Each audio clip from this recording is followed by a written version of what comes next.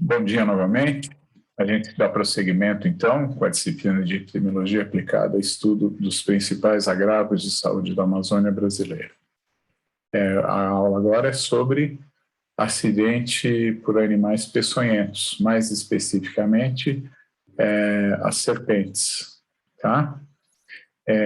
A importância desse tema é maiúscula, tá? Porque ela foi considerada, a partir do ano passado, se não me engano, como uma doença negligenciada tropical. E ela tem alto impacto na população brasileira, aproximadamente 30 mil casos por ano, fora os que são subnotificados, e a região norte, onde se encontra a parte da Amazônia, da região amazônica, é o local com maior incidência de casos. Tá? Então, a gente vai navegar agora por esse mar interessante, vamos aprender a identificar a serpente peçonhenta de não peçonhenta e as características dos acidentes e como evitar e o que não fazer em caso de acidente ofídico também. A complementação dessa aula é sobre animais peçonhentos e venenosos não ofídicos, tá? Então, seriam abelhas, seria água-viva e alguns acidentes também com peixes, que a gente chama de ictismo, que é muito comum na Amazônia. É uma aula interessante, que vocês não vão... É difícil achar essa aula, principalmente com as ilustrações que a gente tem do dia a dia nosso de vivência aqui. Espero que vocês apreciem. Vamos lá, então.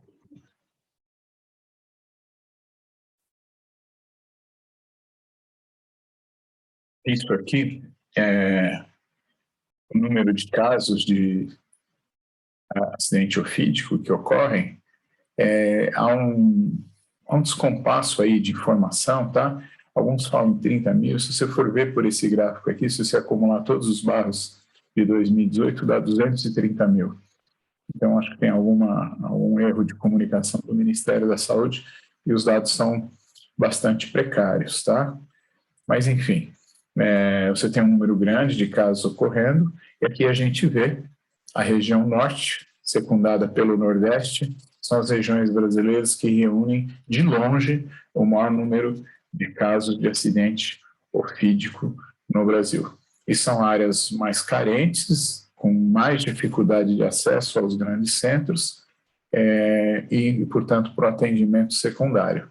Muitas vezes essas áreas, principalmente em população ribeirinha, com quem eu trabalho, você não tem como deixar o soro porque ele tem que ficar na geladeira. Em muitas áreas não tem geladeira e não tem luz.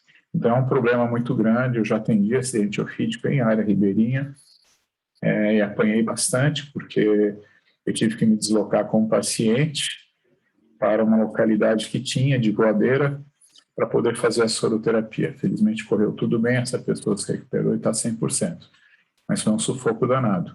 Existia a ideia do governo fazer o soro liofilizado, né, em pó e reconstituído, como a bezetacil, para dar exemplo, mas isso não foi adiante e é lamentável. Existe esse soro liofilizado para animais, tá? Para clínica veterinária, mas para humanos não existe. E, curiosamente, eu não sei por quê. Falta de interesse, de má vontade, porque não é uma coisa difícil de fazer, nem muito custosa, e resolveria um problemão para a gente.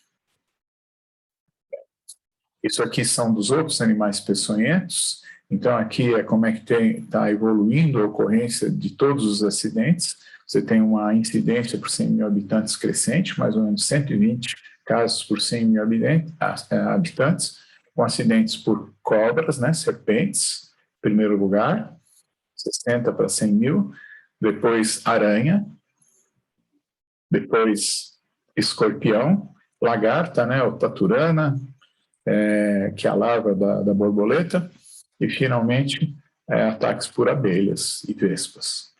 É assim que se ocorrem esses acidentes. Você tem mais ou menos 2 mil óbitos por ano em função dos acidentes ofídicos, e a distribuição ocorre dessa maneira, com a maior concentração de casos ocorrendo na região norte, quase que 35% dos casos, secundado Pelo Nordeste, né, como a gente vê aqui, 33% dos casos. Ou seja, quase que 70% dos óbitos, desses 1.815, 2.000 óbitos que ocorrem na região Norte e Nordeste. E mais de um terço ocorre aqui na região Norte, na nossa região. Como é que é o perfil desse indivíduo que sofre o acidente ofídico, né? Sofre a inoculação do veneno da serpente? Eles são adultos jovens, 15 a 49 anos, porque eles estão mais expostos à ocorrência do acidente. Sexo masculino, porque o sexo masculino é que se expõe mais, vai mais para o mato, vai pescar, vai caçar, ele acaba se expondo mais ao risco. A sazonalidade de acordo com a região. Aqui na região amazônica, há uma maior ocorrência no período de chuvas. Chuvas porque há a eclosão dos ovos nesse período, então você tem uma maior quantidade de serpentes, os filhotes também picam e o veneno também é perigoso, é diferente do veneno do filhote, do adulto, a composição dele, os efeitos dele, mas eles já são venenosos. E também nesse período, com o alagamento, as serpentes se concentram mais em pequenos espaços e você tem uma maior oferta também de presas para essas serpentes. Por isso que aqui na nossa região é no período das chuvas que ocorre a maior parte dos acidentes e quase que 99% na área rural. Na área urbana seria uma raridade ou seriam acidentes com cobras que são mantidas em cativeiro. As cobras não gostam da área urbana, né? Pelas características dela, de caça, de camuflagem, de reprodução, enfim, elas são encontradas mais no peridomicílio da área rural ou dentro da floresta mesmo. Por serpente, a mais comum delas são as do gênero Bothrops. O Bothrops agora foi dividido e tem o gênero Bothriopsis também. Mas aqui nessa época, 2010, isso aqui vem do Cinetox, tá? 2017, então esses dados não estão atualizados, mas é o que eu tenho, né? Eu pesquisei nesse artigo 2017, você tem 90% causado por Bothrops. Quem que é Bothrops? Bothrops é a jararaca, tá? A famosa jararaca, jararacuçu, tá? É a cobra mais frequente, mais abundante aqui, mais responsável pelos acidentes. Seguido de Crotalus. Crotalus é a cascavel. A cascavel é mais encontrada em áreas de campo, mais frequente no Nordeste, nas áreas de cerrado. Também uma cobra que a peçonha é muito perigosa, talvez uma das mais letais, há uma discussão em torno disso.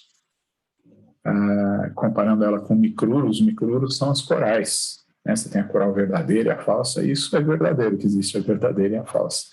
O veneno também é extremamente tóxico, mas ela responde só por 0,4% dos casos, porque são cobras, são serpentes, cobras tímidas, que vivem em buracos, são fossoriais, vivem embaixo da terra, em cupins, e os acidentes ocorrem porque o homem manipula elas, tá bom? E o veneno delas faz ocorrer a paralisia do diafragma, levando à insuficiência respiratória e morte. Então é um veneno muito, muito letal, junto com Crotalus, que faz mais lesão renal, entre outras coisas. E, finalmente, a gente tem as serpentes do gênero Lachesis, que são as pico-de-jacas, ou surucucu. Em alguns lugares tem nomes diferentes, mas são cobras que são encontradas só na floresta, mesmo dentro da floresta, ela nunca frequenta a área peridomiciliar, ela é um acidente quando o indivíduo entra na floresta para caçar, para extrair alguma coisa, e acaba sendo picado por essa cobra, mordido por essa cobra. São cobras imensas, de 2,5 metros. Eu já tive aqui na USP alguns exemplares que eu enviei para o Butantan. Então, são cobras realmente fantásticas, são fortes, o bote dela é alto, na altura da coxa, às vezes do abdômen, e isso também faz com que o acidente por esse gênero seja grave, por causa desses botes, que também o tamanho delas, elas inoculam muito veneno. É que o veneno ele não é tão agressivo como o do Crotalus e do Micrurus. Mas a gente vai falar mais detalhes sobre isso no transcorrer da conversa. Isso aqui são dados também de 2010, a letalidade por espécie. A mais letal é por cascavel, crotalus, tá? 2% das pessoas que são picadas morrem. Jararaca, 0,3%, então uma letalidade baixa, né? Considerando geral. Láquesis, que é pico de jaca, é 1%, ao redor de 1%. Coral, que é Micrurus, 0,4%. E serpentes que não foram informadas, o gênero, 0,5%. O Micrurus também, o gênero foi dividido, e você tem a Leptomicrurus agora. Então, só para efeito de atualização, isso é muito recente. Aqui é a característica da dentição, que ajuda na classificação das cobras, e também as caudas. Então, se você vira uma cobra, ou alguém trouxer uma cobra para você identificar, você primeiro tem que tomar muito cuidado, né? Só com pessoas bem treinadas. Se ela estiver morta, por exemplo, a ideia é que, se você sofrer um acidente ofídico, é não matar a cobra, mas você fotografar e trazer isso para o serviço de saúde, que vai ajudar muito na condução do caso. De qualquer maneira, se você conseguir ter acesso, essas aqui são cobras, geralmente elas não são importantes do ponto de vista de acidente ofídico, são opistóglifas, tá? O dente de veneno é lá atrás, geralmente ocorre nessas cobras de jardim, nas colubride, por exemplo, tá? Mas você tem envenenamento por elas também, se elas conseguirem inocular o veneno, que não é fácil, porque o dente fica lá atrás. Essa aqui já é a proteróglifa, tá? Essa aqui é da coral, do Micrurus, ó. O dente é aqui, mas ele é tímido também, ele é pequeno, e é diferente, por exemplo, da jararaca, da cascavel, né, da pico de jaca, que são dentes grandes, e eles são móveis, e eles fazem a função de inocular e soltar o veneno, eliminar o veneno dentro do tecido humano com bastante eficiência e em grande quantidade também. A pico de jaca, pelo seu tamanho, maior a quantidade de veneno, maior o potencial do acidente ofídico. Você pode ver pela cauda também, né? A cauda com chocalho, todo mundo sabe, é da boicininga. Boicininga, o que é boicininga? Boicininga é cascavel, é o nome indígena dela, tá? Boicininga, cobra com chocalho, tá? Então você vê aqui a cascavel.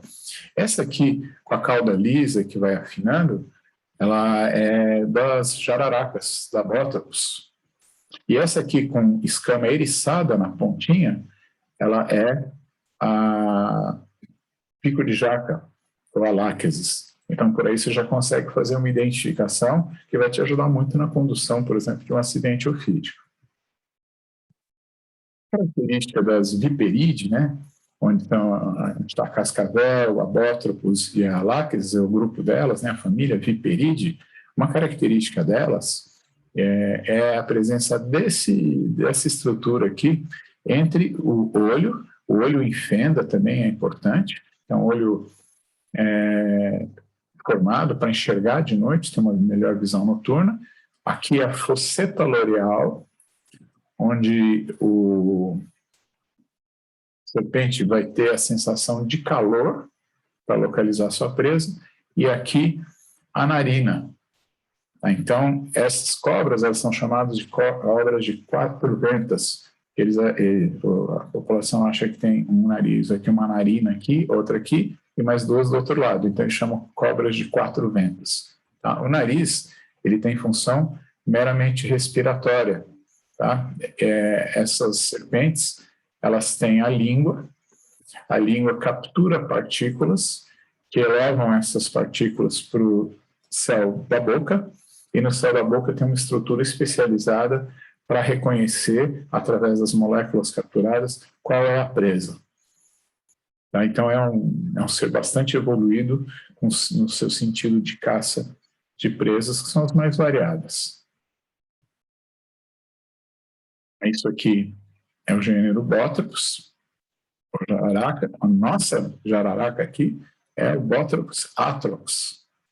Ela é responsável por 90% dos acidentes aqui na nossa região amazônica. Estava pegando aqui, ó, Rondônia, um pedacinho todo o Amazonas, Pará. Roraima, Amapá, né? Pegando tudo aqui, ó, pedacinho de Tocantins, do Maranhão. É a nossa principal serpente aqui, Bótropos atrox, ou jararaca.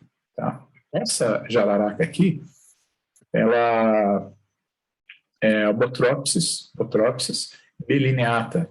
Ela também é uma jararaca chamada de cobra-papagaio ou papagaia, ou jararaca verde. E ela, ao contrário dessa aqui, que tem o hábito de ficar no chão para fazer a sua caça, essa aqui, ela sobe em árvores e caça aves e animais que ficam em árvores, como pequenos marsupiais, roedores. Ela é arborícola, tá? Também é uma cobra típica nossa, mas ela não é tão abundante quanto a Botropos atrox, a jararaca atrox. A nossa bilineata aqui, ela é linda, né? A coloração dela. O problema dela é que, como ela fica em árvore, muitas vezes o acidente ofídico ocorre na região do pescoço e da cabeça, e isso pode tornar o acidente ofídico mais grave em função do inchaço e comprometimento de vias respiratórias. Olha essa jararaca do Nordeste aqui, ó. Né? Jararaca eritromelas, éritro por causa dessas manchas avermelhadas que ela tem. É a maior, é mais frequente, responsável por maior parte dos acidentes no interior, na faixa interiorana do Nordeste. Essa Botropos leucurus, leucos de branco, né? Ela é malhada assim, uma linda serpente também. Ela, olha aqui a cauda lisa, né? Que é das jararacas. Elas se concentram na costa do Nordeste, tá? E um pouquinho do Espírito Santo também. Tá?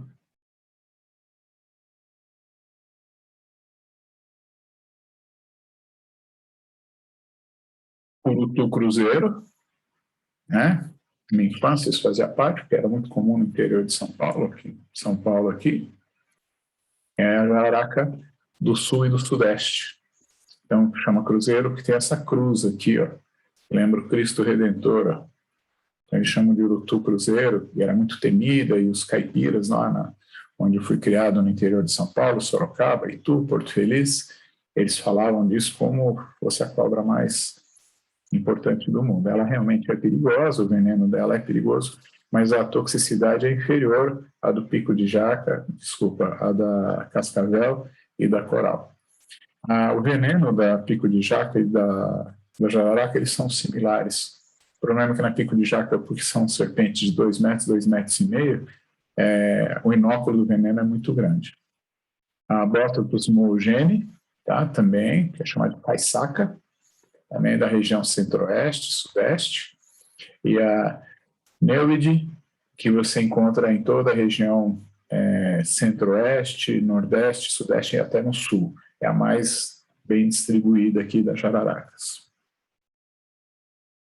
Essa Botropos jararacuçu, né, também preta e branca aqui, né, malhada, uma pele linda, né, ela é encontrada na região sudeste e sul, tá?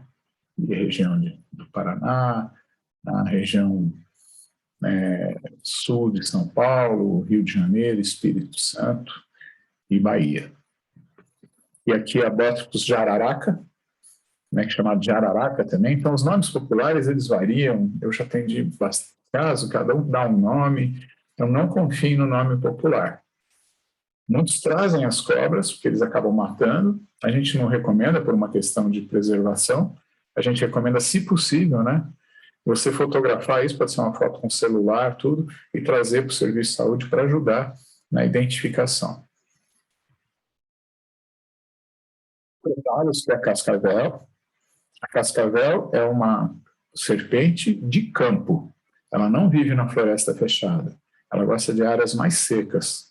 Então, você não vai aqui na Amazônia, você vai ter alguns focos aqui, Roraima, você vai ter aqui no sul de Rondônia, você vai ter aqui, você vai ter algumas manchas aqui. Isso aqui é na região, aqui é a região de fronteira de Rondônia com Maitá, onde a gente tem áreas de pequenos cerrados, que são chamados de campina-arana. Então, você tem ocorrência da cascavel, sim, na Amazônia, mas ela é muito reduzida e se limita às áreas de cerrado. É mais importante aqui nessas áreas aqui de Roraima, por exemplo, e mais nos outros países latino-americanos. E é muito frequente, então, em todo o Sudeste, né, o Sul e o Nordeste, com diversas espécies, né, colonizando essas áreas, como a cascavela, coliniatus, terríficos também. Há o nome aqui, boi-sininga, né, que é cobra, boi é cobra, sininga é com chocalho. Então, essa é uma característica muito peculiar dessa serpente. Ela, inclusive, usa isso para sinalizar que ela está irritada para evitar dar o bote. Então, a gente tem a imagem da cobra como sendo um ser cruel, né, agressivo. Ele não é. Ele tenta poupar ao máximo e ele usa mais o veneno para caça e, em segunda escolha, para defesa. Mas ele avisa que vai usar. Assim são todas essas cobras também. Nenhuma sai correndo atrás de você para te picar, ou então vai atrás de você na cama para te picar. Não. É quando ela se sente ameaçada em algum momento e ela vai, então, se defender. Tem muito mito sobre isso, né? Pessoas que entram na floresta, que a cobra saiu correndo atrás, isso não existe. Quando a cobra vê a gente, ela fica ou em posição de defesa ou ela sai correndo. A coral, então, coitadinho, ela é a mais tímida de todas. Ela vira um ser humano, acho que ela chora. Ela sai e foge de você e vai se enfiar dentro de um buraco. Os acidentes com coral são quando você vai manipular, porque elas são cobras bonitas, né, coloridas, e você vai manipular e elas acabam picando você. Lembrando que o dente dela também não é bom para inoculação de veneno, como a gente viu. Essa aqui é pico de jaca. Essa eu respeito. Chama pico de jaca porque as escamas dela lembram a jaca, né? E a coloração da pele também. É a maior serpente das Américas. Tá? Ela chega a 2, 3 metros e é a que tem o maior também inóculo de veneno e o bote mais alto também. O bote dela no chão pode chegar na altura da coxa, do abdômen, dependendo da altura da pessoa. Isso também complica um pouquinho o prognóstico do acidente ofídico. Olha aqui a distribuição, ela é restrita à região amazônica, né? Não só brasileira, e também ela é encontrada na Mata Atlântica, tá? Na Mata Atlântica. Ela é muito mais comum aqui, é uma serpente que vive só no interior da floresta, em áreas isoladas, ermas. Ela gosta de ficar quietinha lá. Os acidentes são geralmente com caçadores, seringueiros, índios que andam na floresta e acabam se deparando com ela numa atitude de defesa, então dá o bote e pica a pessoa. O veneno dela é muito parecido com a jararaca. Depois a gente tem as línguas micruros, né? Olha só, que coloração bonita, né? Lembra o uniforme do São Paulo Futebol Clube. Então, elas são cobras pequenas, elas não têm fosseta loreal, como as vipirídeas têm, então não tem aquela outra venta, né, que a gente viu lá no começo, e ela tem uma cara de boazinha, tá? Ela tem o olho redondinho, não tem aquela fenda, né, vertical, ela tem essa coloração bonita e elas são extremamente tímidas, tá? Elas não dão bote, elas saem correndo quando veem as pessoas, elas se escondem em buracos. Então, aqui são as várias espécies, coralinos e biboboca, frontales e meniscatos, spixes, que é comum aqui na região amazônica. Mas se enganam muitos quando pensam que todas elas são falsas ou verdadeiras. Nunca deve-se abordar, quem não tem experiência, uma serpente dessas, porque o seu veneno é muito tóxico e leva a parada cardiorrespiratória se você não agir em tempo. Eu já tive casos assim, e tivemos que entubar o paciente para depois administrar o veneno, esperar 3 dias até passar o efeito de veneno para extubar o paciente, senão ele teria morrido. Tá? Então, é muito cuidado. Vamos ver como é que é a ação dos venenos. Tá? O botrópico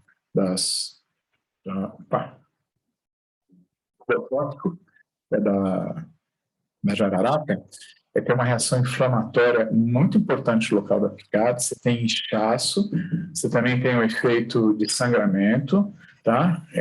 E você tem muita dor local. Então, é bem típico esse acidente.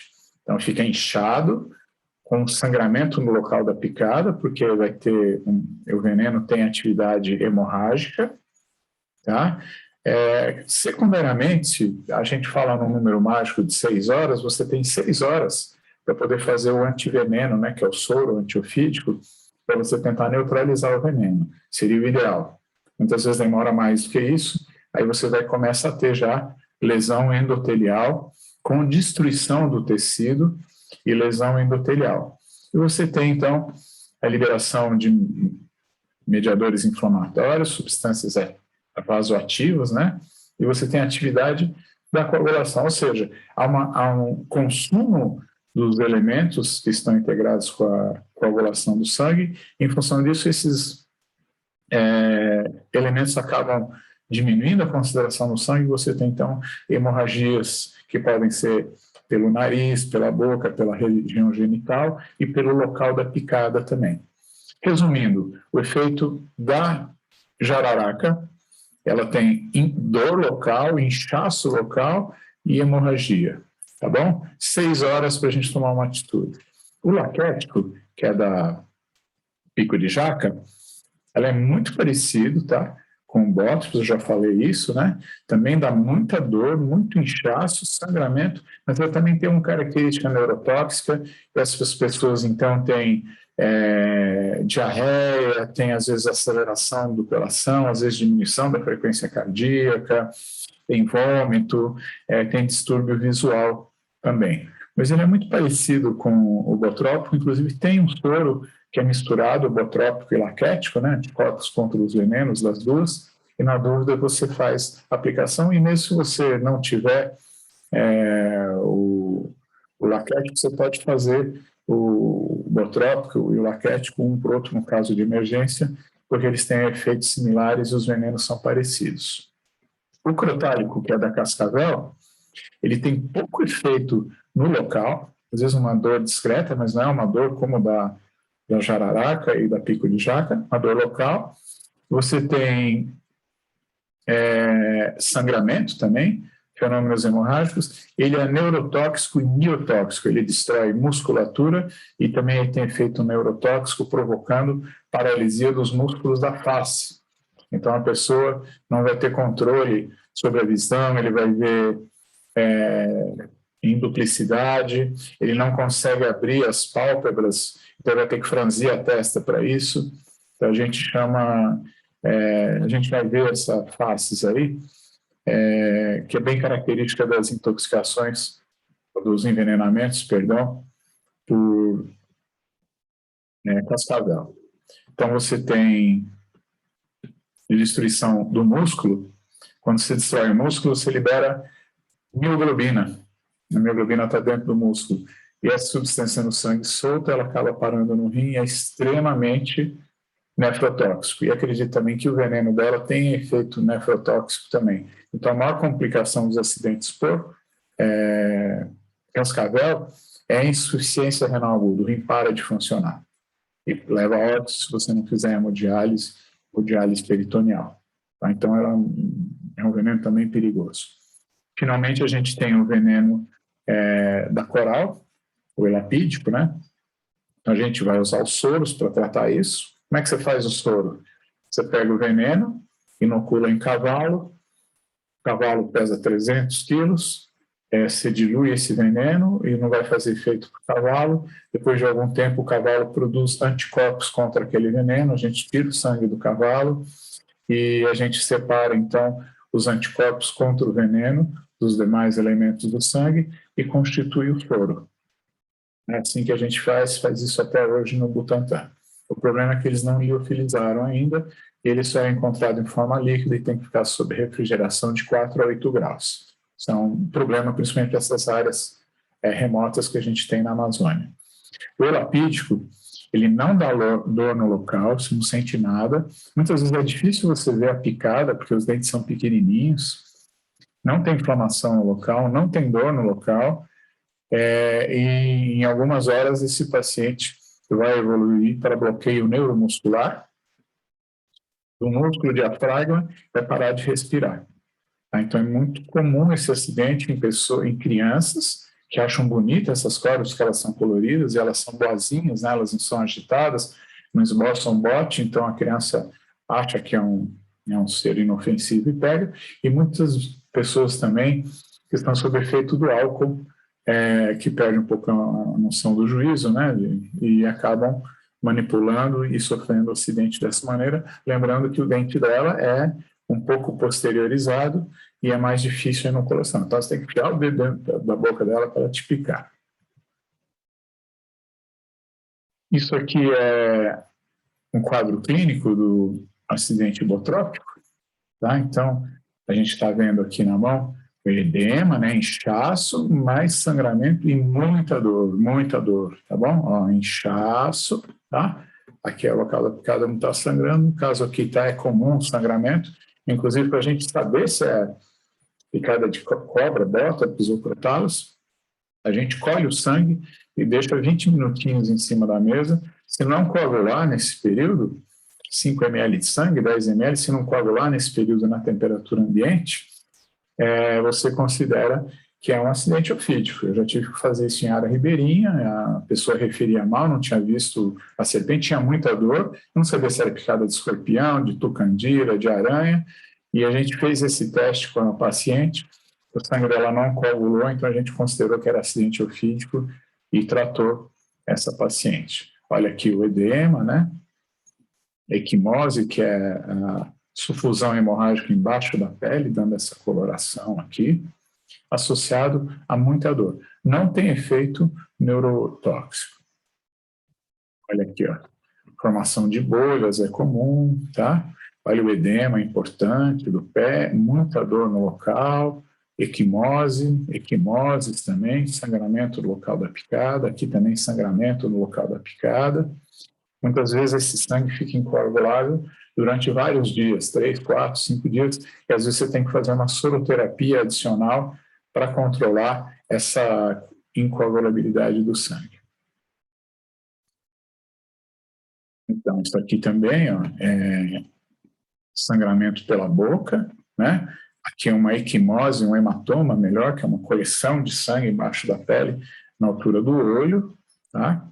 E uma outra coisa que ajuda você a fazer o diagnóstico é colher a urina na hora que ocorreu o acidente e nas horas subsequentes, essa urina vai tendo essa mudança de coloração, que é a presença de sangue na urina. Lembra que você tem fenômenos hemorrágicos, então você vai encontrar hemácias na urina e a coloração dela vai ficando mais escura com o passar do tempo. Isso e a não coagulação do sangue colhido em tubo de ensaio seco, eles fecham o diagnóstico para acidente hipotrópico ou lacrético ou crotálico. Aí vai depender muito da região que você está, da visualização da cobra, etc.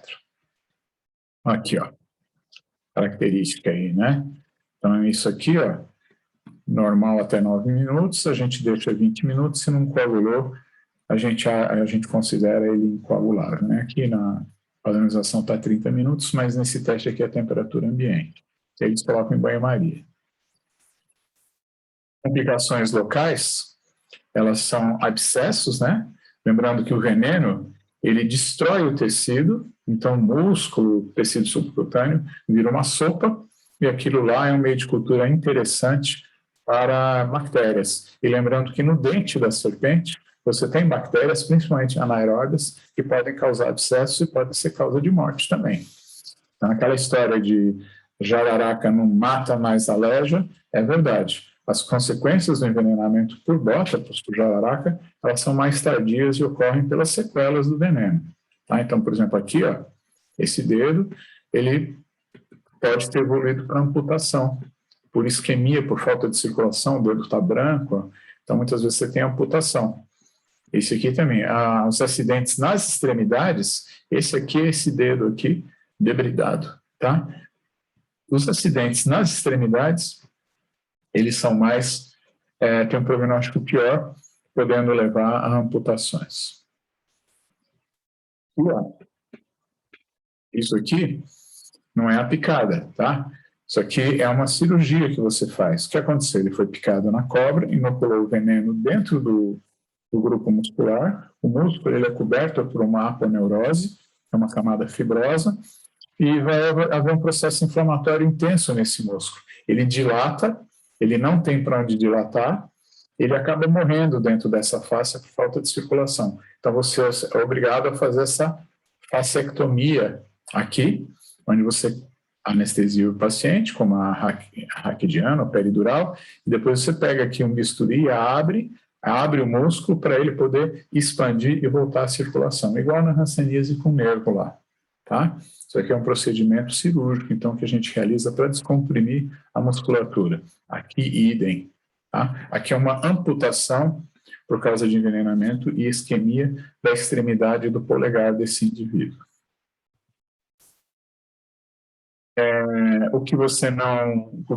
Quais são os fatores de complicação que ajudam a complicar? Primeiro, é o tempo decorrido entre o acidente e o atendimento. O tempo ideal, 6 horas, tá? É um número mágico. O uso de torniquete, contraindicado completamente, você não vai estar impedindo o veneno de se espalhar, vamos chamar assim, de se disseminar, e você vai estar diminuindo o fluxo de sangue arterial, agravando a isquemia e podendo complicar.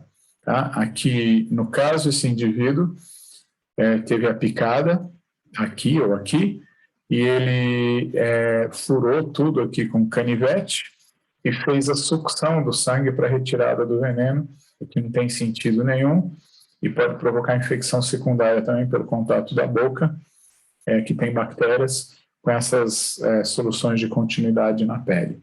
Picadas em dedos também são, como eu já disse, um complicador que muitas vezes leva à necrose, à isquemia e à amputação.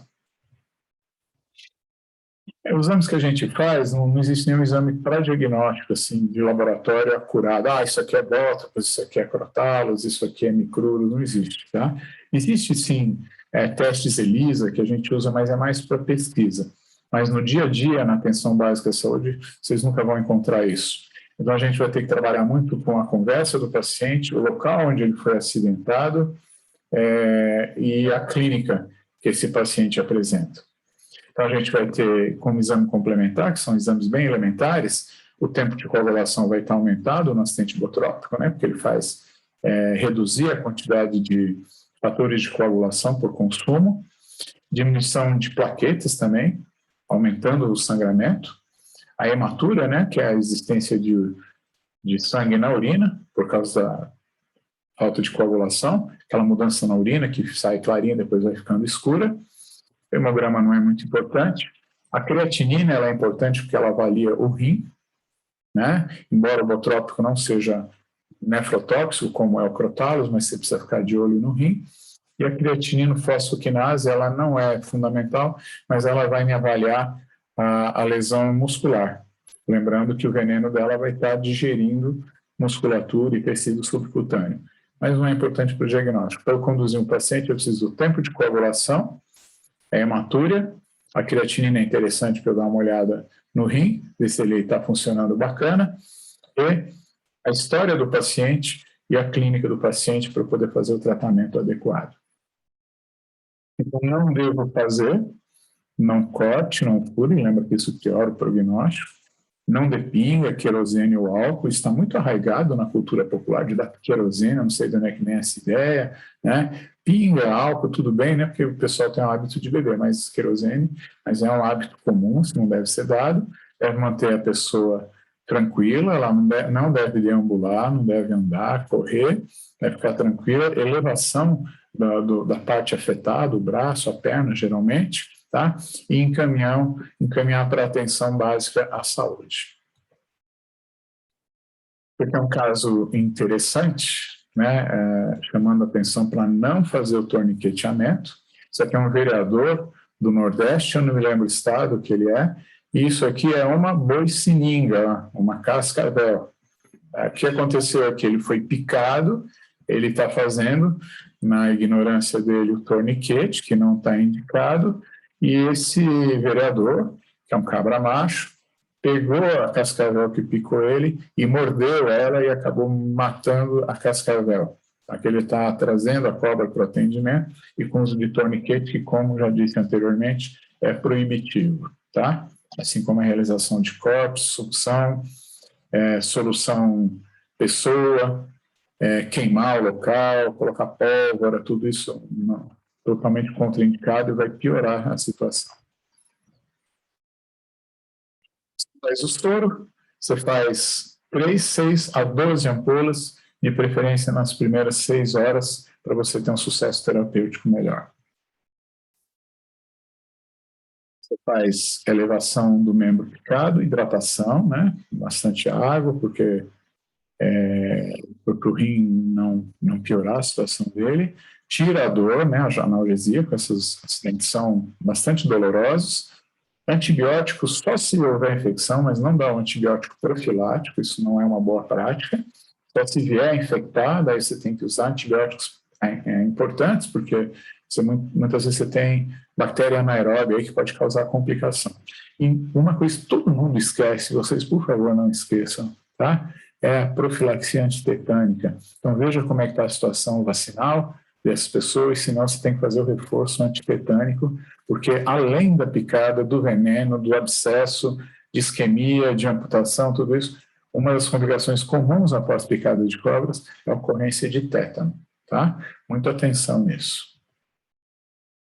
O acidente laquético, ele é bem parecido com o crotalus, né? Eu já falei. Então, você vai ter alteração da coagulação, você tem muita dor no local, edema, eritema, né? Que é arrochamento, né? Equimoses, bolhas, né? Muito parecido com o bótrapus, né? A jararaca.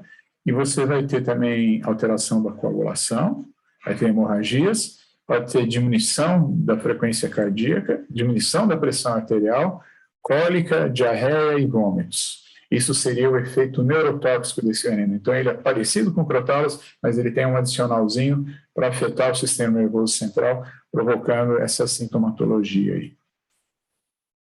Então, aqui são acidentes, eles são bem similares. Esse caso aqui é um índio Yanomami, né? Então, a gente encontra essas serpentes apenas na profundeza das florestas, e ele foi picado, foi atendido, e ele ficou com uma atrofia, olha aqui a perna dele, atrofiada, né?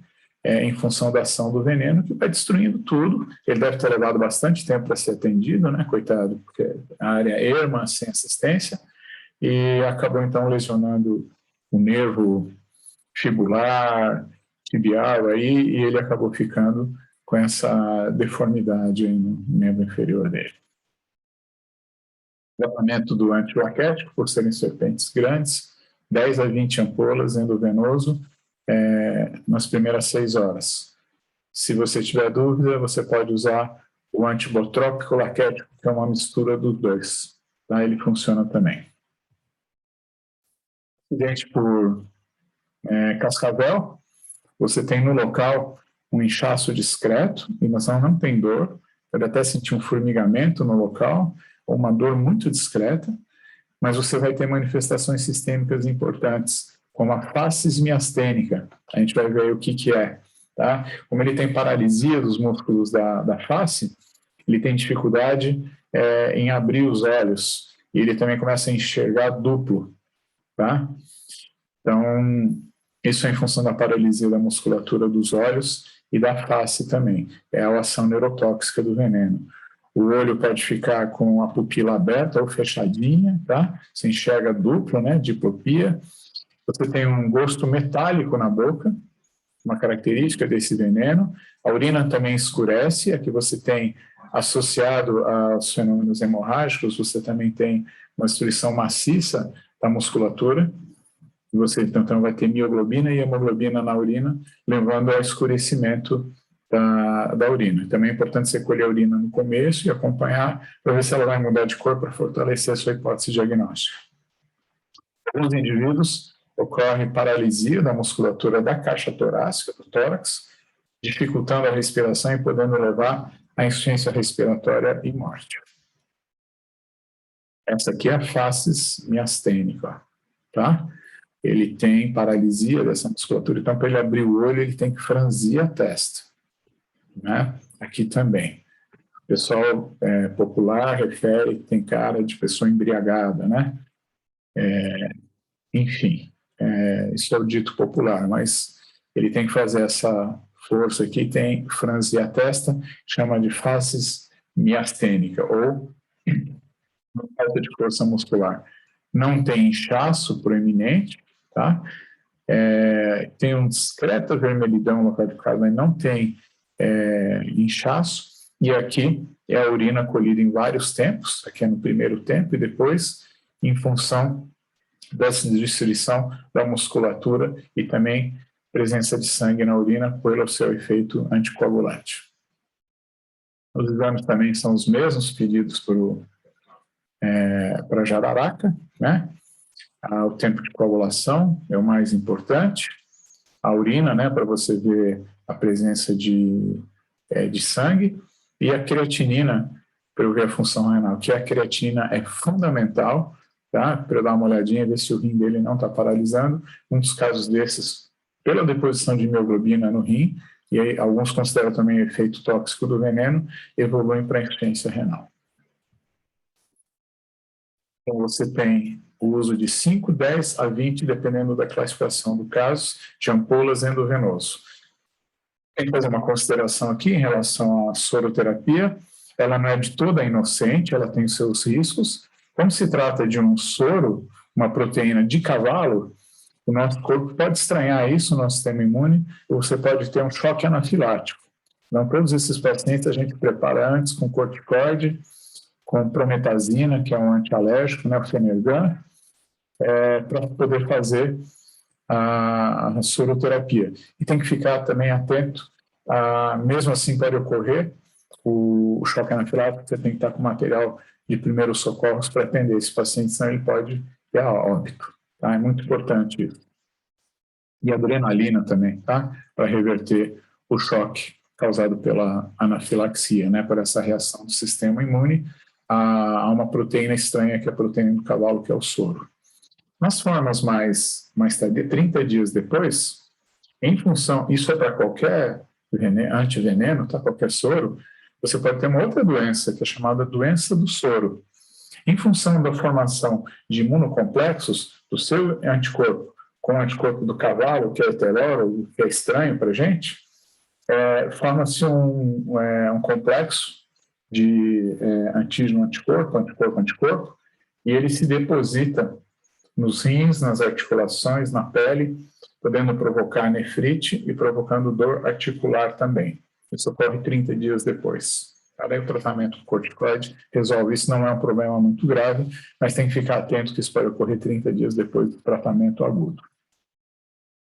O acidente relapídico por coral, né, ela é bem perigoso, mas ela não tem manifestações, também talvez por isso seja perigoso, porque não tem manifestações tão dramáticas como tem na pico de jaca, na jararaca e na cascavel.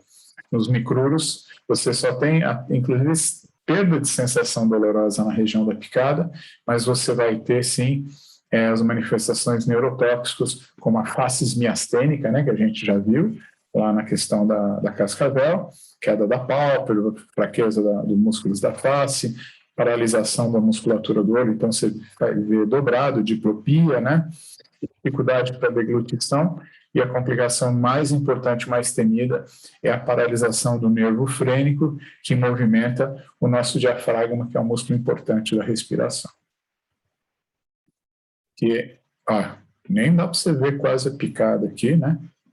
Bem discreto, bem pequenininho, sem edema, sem inchaço, sem hemorragia. Os venenos da micrurus não faz isso, mas aqui a face miastênica, né? Tentando abrir o olho, ele franze a testa, aqui também ele nem está conseguindo, mas está franzindo o máximo que ele pode. Ele também pode estar tendo diplopia, enxergando duplo, em função da paralisia da musculatura extraocular. O tratamento é padrão com 10 ampolas endovenoso, o cuidado do choque anafilático e tardiamente da doença do soro. Acidentes por não peçonhentas, elas ocorrem, tá? Elas ocorrem. Então, toda serpente ela deve ser respeitada. Muitos abusam um pouquinho, mesmo essas cobras aqui, que não são peçonhentas, elas têm um dente de inoculação de veneno lá no fundo mandíbula delas, que pode, se você forçar muito a barra, elas podem inocular o veneno. É um veneno mais leve, provoca mais irritação local, dor local, vermelhidão, inchaço, mas tem alguns casos de óbito também, dependendo da sensibilidade da pessoa ao veneno das não peçonhentas. Ó, aqui, ó. Vendo? Então, geralmente não tem pontura, né? É uma escarificação, ó, tá? Equimose, né? Uma dor, inchaço, e alguns raros casos evoluem para óbito. Isso aqui são as boide. Boide não é venenosa, nem tem incidente, até nem tem veneno. Esse é o grupo das sucuri e da jiboia, dos coralinos. São cobras muito importantes, né, como controle de ratos e outros e pragas da lavoura também. E injustamente o pessoal mata essas cobras, como qualquer uma outra, né? Nunca deve se matar a cobra, no máximo ela vai embora, então você se afasta dela, tá? Mas mesmo essas cobras aqui que não têm veneno, elas dão bote, né? Só que a lesão é superficial, pode ficar roxo, um pouco dolorido, mas você lava com água e sabão e pensa na profilaxia antitetânica também. Eu já fui picado umas 3, 4 vezes por jiboia que eu tinha aqui na minha casa, né, no jardim, e depois a minha mulher deu o cartão vermelho, eu tive que me desfazer delas, eu soltei elas na floresta novamente. É isso aí, pessoal. Quem quiser saber mais, dá uma olhadinha nesse site que está aí. Ele é muito interessante, né? Ele é coordenado por um grande amigo meu da Universidade Federal do Acre, que é o Dr. Paulo Bernardi. Então, vocês vão ter mais informações sobre os acidentes ofídeos que vocês acessarem esse site. Muito obrigado pela atenção, espero que tenha sido interessante e agradável.